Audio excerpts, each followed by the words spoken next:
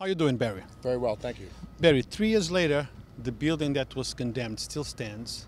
I guess this is the second round of, how they call those things that protect the chains or whatever? Shroud. They shrouded the building several years ago, and as you can see, the shrouding is all deteriorated, but the building still stands, and we're on our second fence.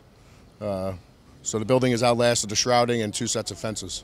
Now, but the reason we're here today is because we got information that the confidential papers that shows medical records, social securities, and other private information are floating around. Probably if they open the doors, that information might come out. How you feel about that, Barry? We're basically outraged. This came to our attention just the other day. This used to be fire headquarters. It wasn't just a firehouse. This was fire headquarters, which had the administrative staff of the entire fire department as well as the chief of personnel. So many of our members' personnel records were in this building. We were under the belief that they had been removed when the building was condemned and it was vacated. We just come to our attention that there are literally thousands and thousands of documents still inside this building, strewn throughout the building. There's a 6-foot pile of documents on the first floor of this building that contains what's called PII, personally identifiable information, such as names, addresses, social security numbers, dates of birth, and other identifiable information that should be protected. There's statutory requirements under the labor law, under HIPAA laws, that this information remain private and not be allowed to be just obtained by anybody.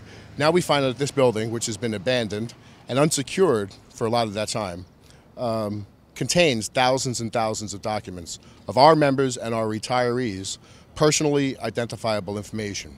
It's outrageous.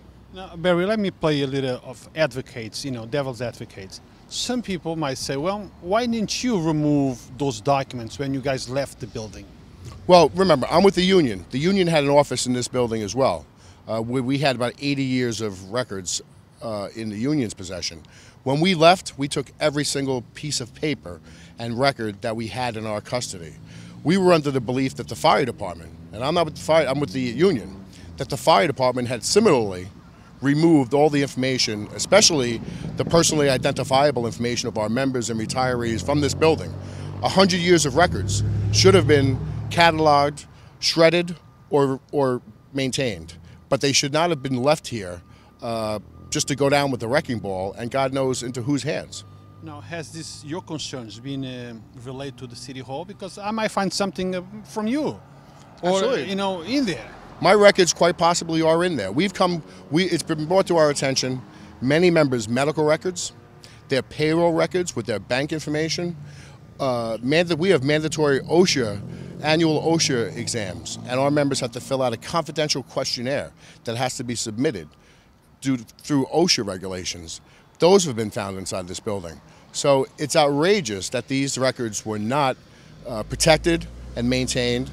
And our attorney is going to be in contact with the city in short order to make sure that the records that are in this building, they're identified, and they try to identify what records they had in their custody, which records remain, and what is missing.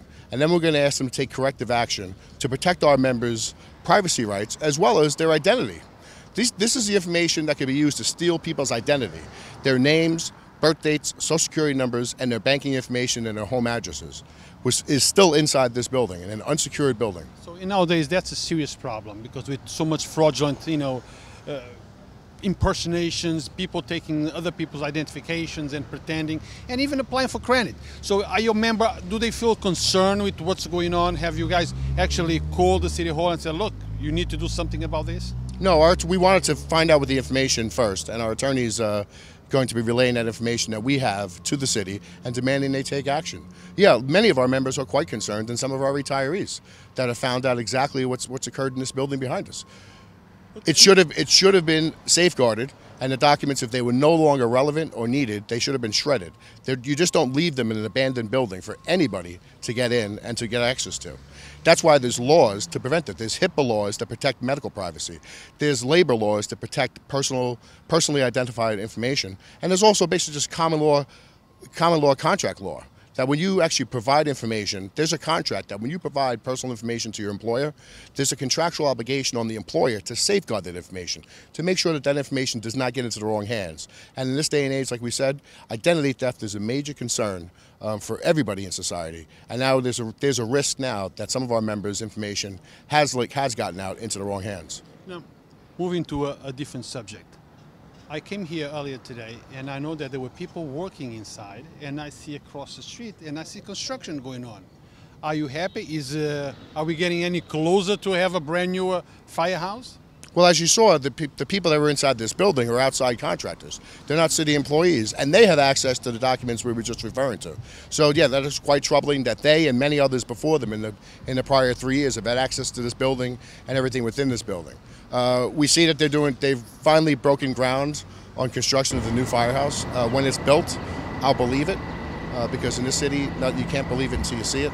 Because we've had so many broken promises made to us over the last several years. It's 3 years this month that this firehouse has been closed, that this neighborhood has been neglected and left at risk. And it's well past time that that firehouse be constructed, and it should be done as quickly as possible. Barry, normally when a construction begins, there is a projection of when they start and the completion.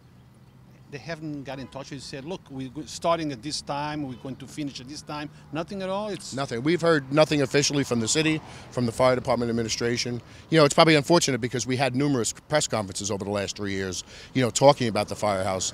So I guess they're going to wait till they actually have some construction, some beams in the ground, so that nobody can actually question that it's actually being done.